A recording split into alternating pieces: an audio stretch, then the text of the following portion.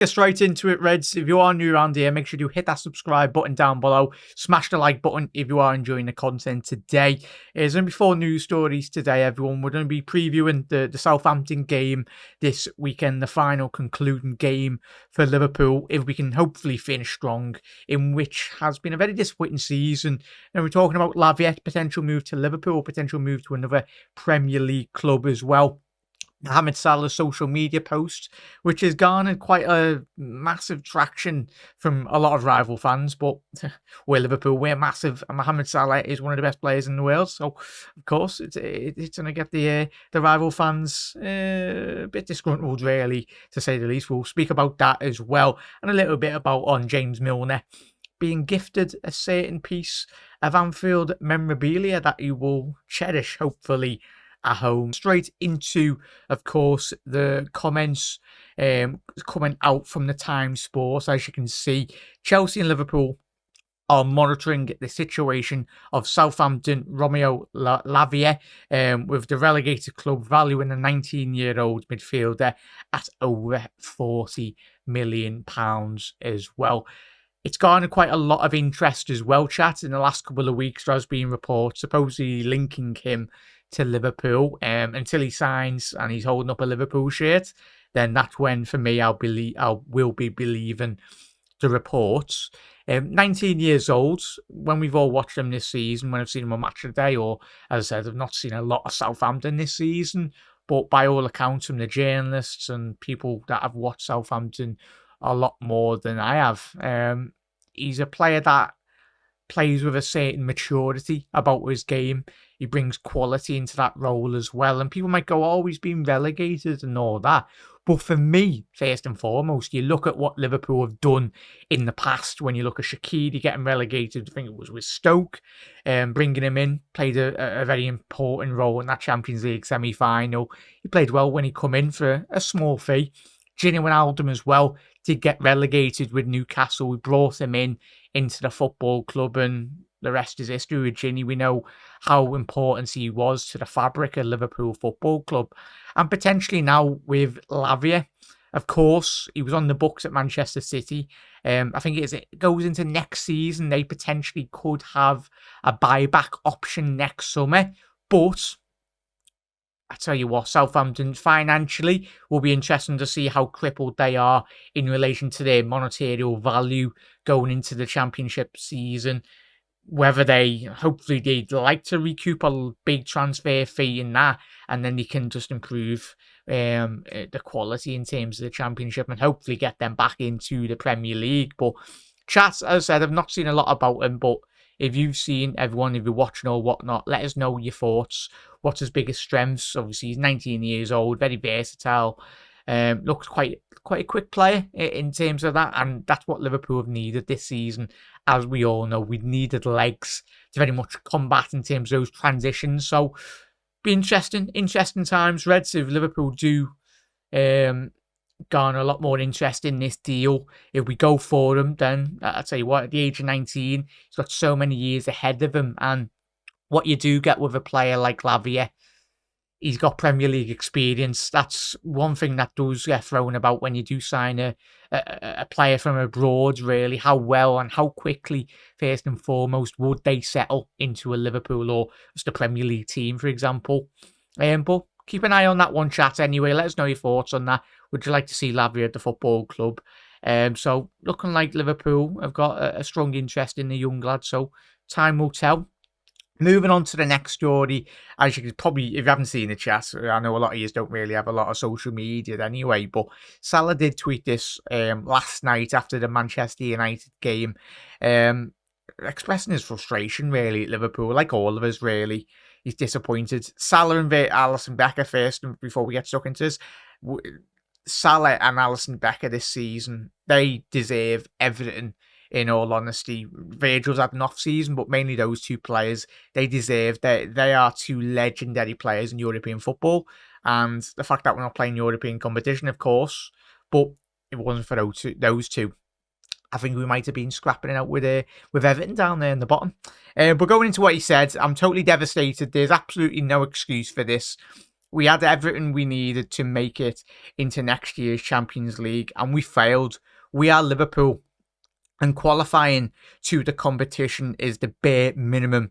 I'm sorry, but it is too soon for an uplifting or optimistic post. We let you and ourselves down as well. And he's spoken like a true captain, obviously captain of Egypt, and he is a massive senior figure in the club. And he's hit the nail on the head, really, Mo. He's like every single one of us. I'd like to hope he's a massive Liverpool fan anyway, but it just shows his frustration, really. I know a lot of people do say, especially on when players do certain social media posts, oh, it's not in words, but when Mo speaks, everyone listens. Not just in Liverpool, but in European football, world football anyway. Such a beacon of hope and an inspiration to millions of people around the world.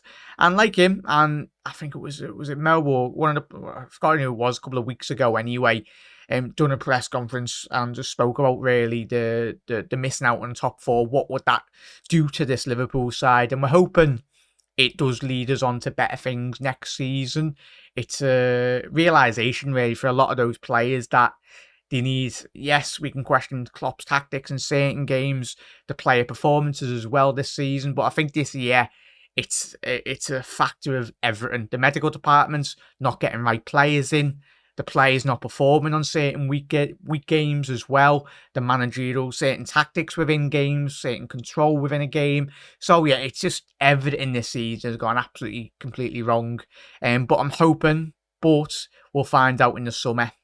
Hopefully everything can get done and we bring in the adequate quality really into the football club that gets us back up competing with the likes of Manchester City as well and Arsenal. So yeah, keep an eye on that. Let us know your thoughts on that, chat. It was interesting. But we're going to the next story as well now, as you can see. In relation to James Milner, I said he'd been gifted a little certain something from Liverpool, a little going away present. But if you can't see that, chat, I'll read out what it says on the little message. It's the penalty spot in front of the Kop, which is fantastic. And Liverpool's head groundsman does leave James a message saying, to James, after 8 years of destroying our pen spots, it's now time that you looked after one yourself. Best of luck for the future, all the groundsmen as well, ground staff. So, little bit of memorabilia for Jimmy Milner. And I think we all remember that goal at home at Anfield against Leicester when we did win the league. A pivotal moment in that game. And just as many moments that James Milner has made us all proud, really. And he's one player that we will miss next season. In terms of his captaincy, his ability to galvanise a team and structure a team, really. And make a team really drive on even more. So it's important, as I said, in the summer for all of us that we do bring in the right characters and, of course, first and foremost, the right quality as well. So big up there. Good little bit of news that I thought I'd drop that in if you didn't see it. But going into, obviously, the game at the weekend, the final game that does conclude the Premier League campaign, which is, as we said, it's been a disappointing campaign. But going into this game, chat, I'm hoping Liverpool do go strong. I'd like us to finish the season off extremely well, of course, in terms of certain elements within the season. But what we can do, and when we did win the league a couple of seasons back, chat, if you remember, we finished the prior season in such inspired form. I think we had a very similar run to the back end of the previous campaign that really took us on to even greater levels going into the league campaign where we won the Premier League after so long, that we rided the momentum, we rided the quality as well, and we built on what we'd done a couple of months prior. And hopefully that is the case to come in the next couple of months, really, going to next season. That it's not going to be an easy game against Southampton. I think a lot of those players will be playing for any potential suitors in the Premier League. You look at Theo Walcott, I think he'll go down to the Championship. I don't think there'll be a lot of host Premier League teams in for him. I think it's about 35 now. But probably the three main players for me when I look at this Southampton side that I'm really impressed with when I do see them play is James Ward-Prowse. Obviously, he's only just recently, was it last season, signed a new contract. He's the captain, so it'll be interesting to see if he changes ship, really, or if he stays with them in the Championship and tries to get them back up. But James Ward-Prowse, Kyle Walker-Peters as well, and of course Lavia really are the three main players for me.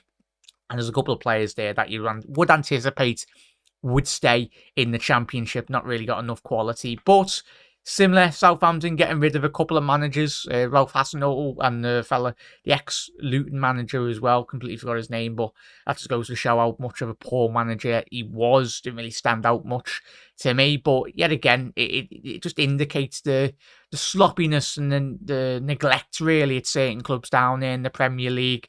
Southampton, they've been knocking on the relegation door for the best part of the last couple of seasons, really. And similar with Everton. If Everton don't go down, then I think they'll be down there again next season. But Southampton, yeah, absolutely rubbish this season, and they deserve to be where they are, really. Big football club, as we know. But chat, let me know your score predictions in the comment section below. I'm going to go with a 6-0 win for Liverpool. I'm hoping we finish the season strong. We evade any injuries, really, and we just put in a good performance. That is, as I said, hopefully leading us into next year. But yeah, and we do see a couple of little. Do you reckon we'll see Arthur Melo? I hope we don't. As long as he doesn't handshake Pep Guardiola again, and we're laughing. But yeah, chat, let us know your thoughts. Who would you like to see come in? A couple of young players potentially getting a run out, but for me, I'd anticipate Liverpool going strong. But chat, as I said, if you are new around here, make sure to hit that subscribe button down below. Put your bell notification on also. And if any news relation breaks in terms of any concrete, like 100% transfer news, we'll be here first and we'll get it out anyway. So, chat, as I said, have a lovely rest of your Friday. Or if you're watching this on Saturday morning, have a lovely rest of your week. Yeah, Reds, look after yourselves. You never walk alone. And see you later. Ta-ra.